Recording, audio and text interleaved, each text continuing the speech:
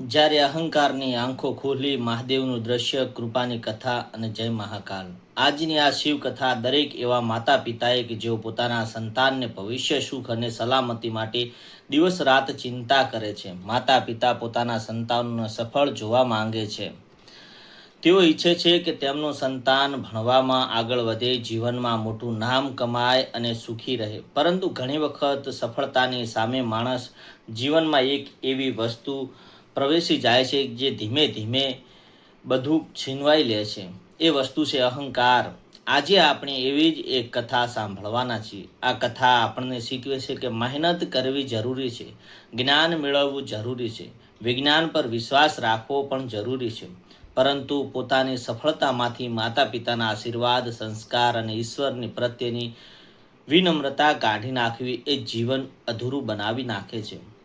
કથા સાંભળતી વખતે તમારા મનમાં એક જ ભાવ રાખો: હે મહાદેવ, મારા સંતાનને સદબુદ્ધિ આપજો, એને અહંકારથી બચાવજો અને તેના જીવનમાં સારા સંસ્કારોને જાળવી રાખજો. તો ચાલો શરૂ કરીએ ભગવાન શિવની આ ભાવસભર કથા. એક નાનું ગામ છે અને એ ગામ એક મોટું સપનું. ગુજરાતનું એક એવું નાનકડા ગામમાં અશ્વિન નામનો એક મહેનતુ માણસ રહેતો હતો. અશ્વિન એક નાનકડા કારખાનામાં મજૂરી કામ કરી પોતાના પરિવારનું ભરણ પોષણ કરતો હતો. તેની પત્ની અનિતા ખૂબ જ ધાર્મિક અને સંસ્કારી સ્ત્રી હતી. બંનેનું એક જ સંતાન હતું, અતુલ. અતુલ બાળપણથી જ ખૂબ હોશિયાર હતો. ગામની શાળામાં જ્યારે પણ પરીક્ષા આવે ત્યારે તેનું નામ પ્રથમ 3 વિદ્યાર્થીઓમાં આવતું. અશ્વિન અને અનિતા પાસે પૈસા ઓછા હતા, પરંતુ પોતાના દીકરાના સપનાઓ માટે બંને ક્યારેય કમી રાખી નહીં. અશ્વિન ઘણીવાર પોતે નવી ચપ્પલ પણ ના ખરીદતો અને પરંતુ અતુલની સ્કૂલની ફી સમયસર ભરે. અનિતા પોતાના નામે માટે નવી સાડી ન લે, પરંતુ અતુલ માટે નવા પુસ્તકો ખરીદે.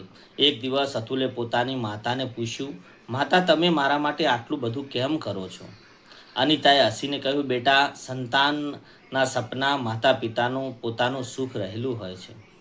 પછી તે શિવલિંગ સામે હાથ જોડી અને હે ભોળાનાથ, મારા દીકરાને જ્ઞાન આપજો, પણ જ્ઞાન સાથે વિનમ્ર પણ આપજો. અતુલની સફળતા સમયસર પસાર થતો ગયો. અતુલે ખૂબ જ મહેનત કરી, શહેરમાં ગયો, કોલેજમાં ભણ્યો અને પછી સોફ્ટવેર એન્જિનિયર બન્યો. એક દિવસ તે મોટી કંપનીમાં નોકરીની ઓફર લેટર લઈ અને ગામમાં પાછો આવ્યો. ઘરમાં ખુશીનો માહોલ હતો. અશ્વિનની આંખોમાં આંસુ આવી ગયા. બેટા, તું અમારા માથું ઊંચું કરી દીધું છે. અતુલ હરપળ હસ્યો અને તેના શબ્દોમાં પહેલીવાર અહંકાર ઝલક દેખાઈ. પપ્પા, આ બધું મારી મહેનતનું પરિણામ છે. અશ્વિને કહ્યું, બેટા, તારી મહેનત તો છે, પરંતુ જીવનમાં આપણે સૌથી મોટી શક્તિઓ પણ હોય છે. અતુલે તરત જ જવાબ આપ્યો, પપ્પા, આ ભગવાનની કૃપા છોડો. મેં રાતભર મહેનત કરી છે, પરીક્ષાઓ પાસ કરી છે, મેં મારી બુદ્ધિથી આ સ્થાન મેળવ્યું છે. અનિતા ચૂપચાપ દીકરાને જોઈ રહી હતી. તેણે માત્ર એટલું જ કહ્યું, બેટા, મહેનત કરવી એ સારી વાત છે, પરંતુ સફળતા મળ્યા પછી પણ પગ જમીન પર રાખવો.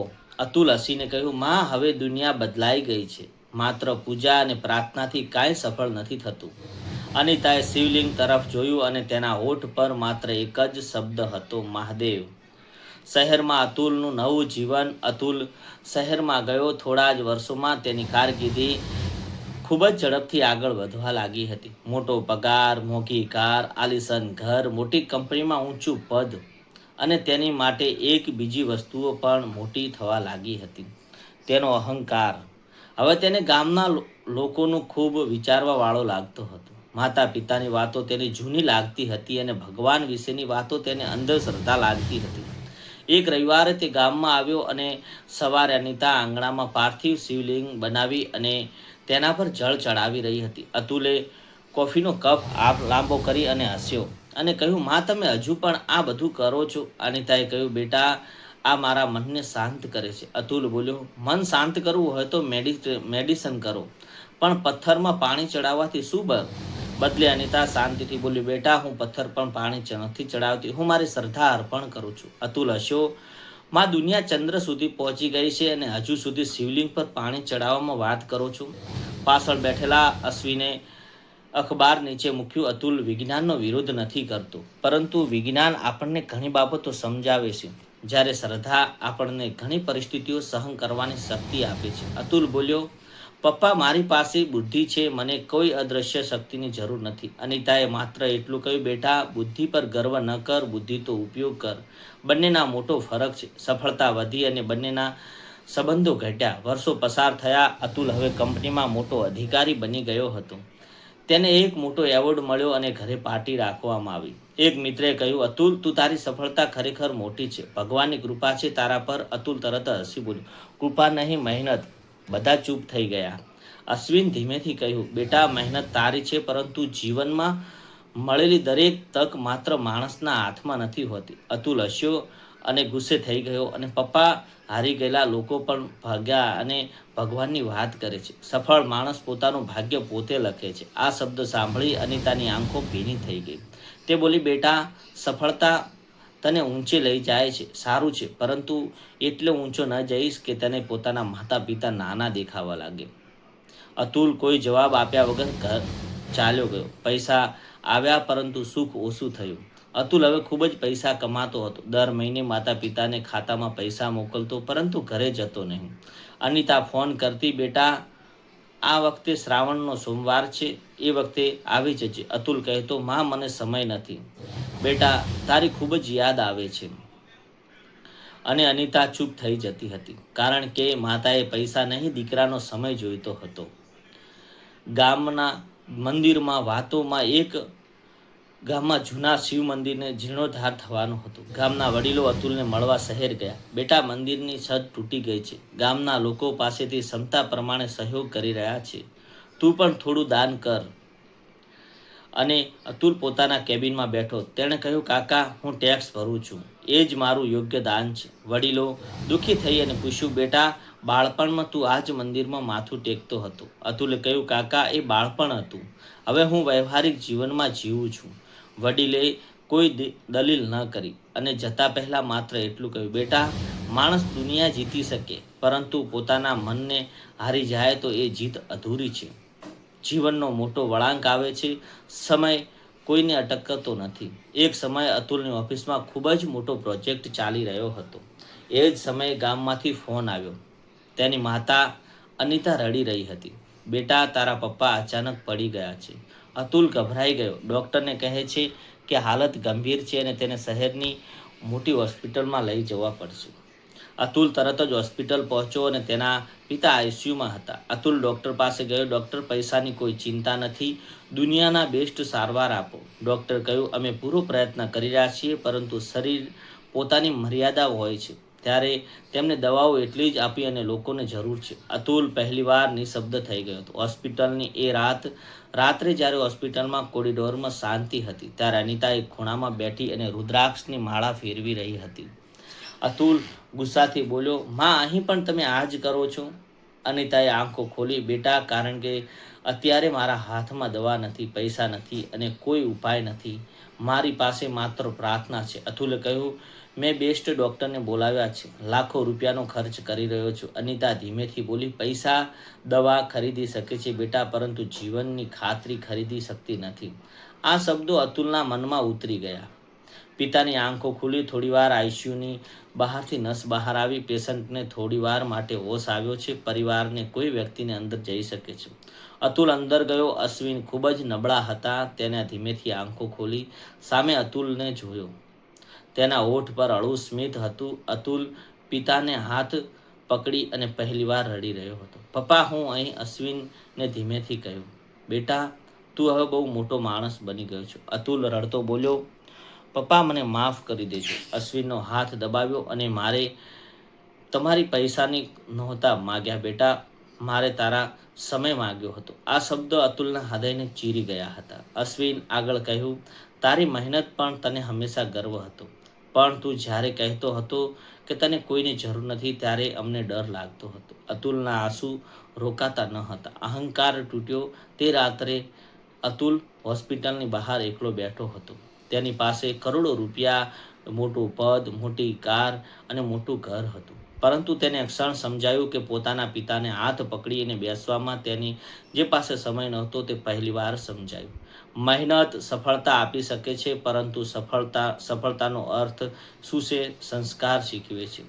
તેને પોતાના માતાની પ્રાર્થના યાદ આવી અને ગામનું શિવ મંદિર યાદ આવ્યું. બાળપણ યાદ આવ્યું, પિતાની મહેનત યાદ આવી. પછી તેની આંખોમાં આંસુ વહેવા લાગ્યા. તે નજીકના નાના શિવ મંદિરમાં ગયો અને શિવલિંગ સામે માથું ટેક્યું, બોલ્યો, હે મહાદેવ, આજે પહેલીવાર હું જે કાંઈ માંગવા આવ્યો છું. થોડી વાર તે ચૂપ રહ્યો, પછી બોલ્યો, મારા પિતાને સાજા કરજો. એવું કહેવાની મારી હિંમત નથી, પરંતુ મને એટલી બુદ્ધિ આપજો કે હું કાંઈ મારા જીવનમાં તેની બીજી કિંમત સમજી શકું છું. મારી અંદર અહંકાર દૂર કરો અને મારા માતા પિતાના ચરણોની કિંમત સમજાવજો. નવી સવાર. થોડા દિવસોમાંથી સારવાર બાદ અશ્વિનની તબિયત ધીમે ધીમે સુધારવા લાગ્યો. અતુલ હવે રોજ હોસ્પિટલ આવતો અને પિતાની બાજુમાં બેસતો, પિતાની સાથે પ્રાર્થના કરતો. એક સમય અનિતાએ કહ્યું કે બેટા, તું બદલાઈ ગયો છે. અતુલ હસ્યો, ના માં, હું બદલાયો નથી. હું તો બસ અતુલને ફરી શોધી રહ્યો છું, અને જે મને પપ્પાએ ઉછેર્યો હતો. ગામનું શિવ મંદિર. થોડા મહિના પછી અતુલ પોતાના માતા પિતા પાસે ગામમાં આવ્યો. ગામના જૂના મંદિરનું હજુ જીર્ણોદ્ધારની રાહ જોઈ રહ્યું હતું. અતુલ મંદિરની સામે ઊભો રહ્યો અને તે બાળપણને યાદ આવ્યું. તે શિવલિંગ સામે માથું ટેક્યું અને ગામના વડીલોને બોલાવ્યા. કાકા, મંદિરનું કામ ક્યારે શરૂ કરવું છે? વડીલોએ આશ્ચર્યથી પૂછ્યું, બેટા અતુલ, આ મંદિર માત્ર પથ્થરોનું નથી. આમાં મારી બાળપણની યાદ છે, મારા માતા પિતાની શ્રદ્ધા છે અને મારા ગામની ઓળખ છે. તેણે મંદિરના જીર્ણોદ્ધાર માટે પોતાની ક્ષમતા પ્રમાણે સહયોગ આપ્યો, પરંતુ આ વખતે તેના ચહેરા પર ગર્વ ન હતો, માત્ર સંતોષ હતો. કથાનો સાચો સંદેશ છે મિત્રો, આ કથા આપણને કોઈ એક વ્યક્તિને સાચો ખોટો સાબિત કરવા માટે નથી. આ કથા આપણને એવું સુખ અને સુંદર વાત સમજાવે છે કે મહેનત છોડવી નહીં, જ્ઞાન મેળવવાનું બંધ કરવું, એ વિજ્ઞાનને સમજવું અને ન માનવું, પરંતુ સાથે વિનમ્રતા ક્યારે છોડવી નહીં. ભગવાન શ્રદ્ધા રાખો અર્થ એ નથી કે આપણે પ્રયત્ન કરીએ, પરંતુ પ્રયત્ન કર્યા પછી પરિણામ સામે નમ્ર રહેવું જીવનનો એક ભાગ છે. માતા પિતાની પ્રાર્થનાથી કોઈ જાદુઈ ખાતરી નથી, પરંતુ તેનો નિસ્વાર્થ ભાવ, પ્રેમ અને સંસ્કાર સંતાનને જીવનમાં કઠિન સમયમાં મજબૂત બનાવી રાખે છે. કદાચ આ જ સમય મહાદેવની કૃપાનો એક સુંદર માર્ગ છે. અંતિમ પ્રાર્થના. જો તમે પણ તમારા સંતાનના માટે પ્રાર્થના કરતા હો અને ભગવાન મહાદેવના ચરણોમાં માત્ર એટલું જ કહેજો, હે મહાદેવ, મારા સંતાનને સફળતા આપજો, પરંતુ સફળતા સાથે વિનમ્રતા આપજો. જ્ઞાન આપજો, પરંતુ જ્ઞાન સાથે સદબુદ્ધિ આપજો. ધન આપજો, પરંતુ ધન સાથે સંસ્કાર આપજો. લાંબુ જીવન આપજો, પરંતુ જીવનનો સાચો અર્થ સમજવાની શક્તિ પણ આપજો. અને જ્યારે અહંકાર તેના હૃદયમાં પ્રવેશવા લાગે ત્યારે તેને પોતાના માતા પિતાને પ્રેમની યાદ અપાવજો. ઓમ નમઃ શિવાય. હર હર મહાદેવ. દરેક માતા પિતા સંતાનને સુખી, સ્વાસ્થ્ય અને સંસ્કારી અને સદબુદ્ધિનું જીવન આપે. હર હર મહાદેવ. હર